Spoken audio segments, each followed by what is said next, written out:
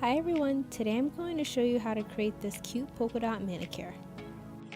Grab a Rosa's Rose Quartz and then start off with your first layer.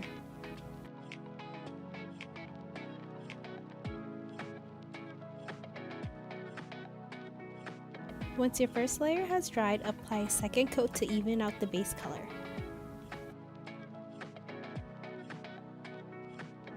Grab the shade Splash and place some polish on the foil. Then take a large dotting tool and dip the color Splash in it. Apply one dot randomly on the nail.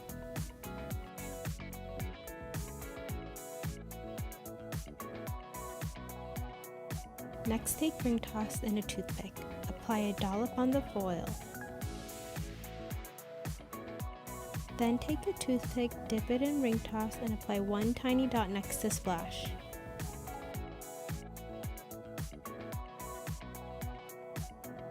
The last step is to add top coat to your design for a beautiful shine and protection.